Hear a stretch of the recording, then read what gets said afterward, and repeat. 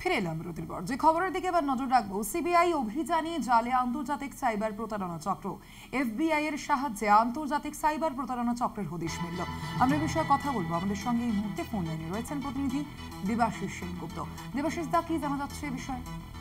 দেখো, এখনো পর্যন্ত যা সূত্র মতো খবর পাওয়া যাচ্ছে যে অভিনব পদ্ধতিতে মূলত মার্কিন নাগরিকদের টার্গেট করে তাদের কাছ থেকে বিভিন্ন উপায়ে, অভিনব উপায়ে $40 মিলিয়ন ইতিমধ্যেই কিন্তু তুলে নিয়েছিল একটি চক্র, যারা বিভিন্নভাবে টেকনিক্যাল সাপোর্ট দেওয়ার নাম করে ব্যাংকিং অ্যাকাউন্ট হ্যাক হয়েছে এই নাম দিয়ে তারা কিন্তু এই প্রতারণা চালাতো। এবং ঠিক সেরকম একটি গ্যাংকে মার্কিন যুক্তরাষ্ট্রের ফেডারেল ব্যুরো অব ইনভেস্টিগেশন অর্থাৎ এফবিআই এর সহযোগিতায় ভারতের কেন্দ্রীয় তদন্তকারী সংস্থা সিবিআই আন্তর্জাতিক সাইবার প্রতারণা চক্রকে নির্মূল করলো।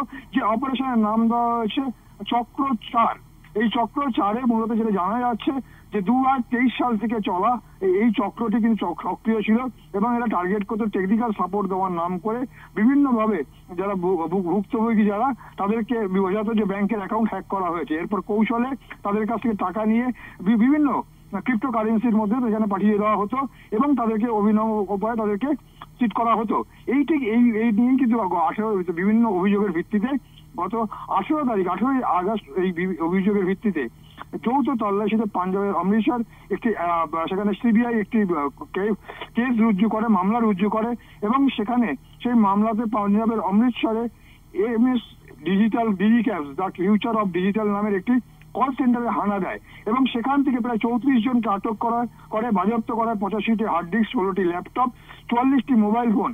অমৃতসরের পরে দিল্লিতেও একাধিক জায়গায় হানা দিয়ে নগদ 54 লক্ষ টাকা ও কিছু নথি, ইলেকট্রনিক যন্ত্রপাতি বাজেয়াপ্ত করা হয়েছে। এই ঘটনার সঙ্গে অভিযুক্ত মূল 3 জনকে আটক করা হয়েছে এবং তদন্ত এখনো চলছে।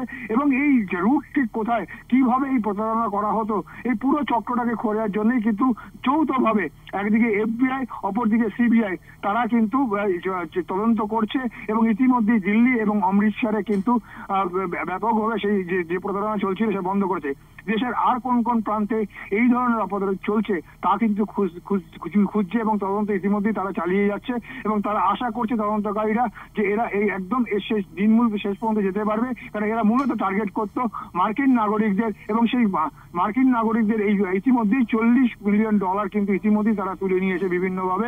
এখন সেটা রিকভারি করার জন্য কি পদক্ষেপ নেবে সেই ব্যবস্থা তারা করছে। ইতিমধ্যেই এই বিষয়ে তদন্ত চলছে, দেশের বিভিন্ন প্রান্তে হয়তো তদন্ত চলবে। ইতিমধ্যেই যেখান থেকে পাওয়া গেছে পাঞ্জাবের অমৃতসর এবং দিল্লিতে তদন্ত করে কিন্তু এখনো পর্যন্ত সাফল্য পেয়েছে এবং পরবর্তীকালে অন্য জায়গায় যদি তার খুঁটি থাকে, এর যদি কোনো শিকড় থাকে সেটা খুঁজে বার করতে তারা তৎপর হয়েছে। সোনালী, ধন্যবাদ তোমায়। আমরা কথা বলছিলাম, ফোন লাইনে ছিলেন প্রতিনিধি দেবাশিস সেনগুপ্ত।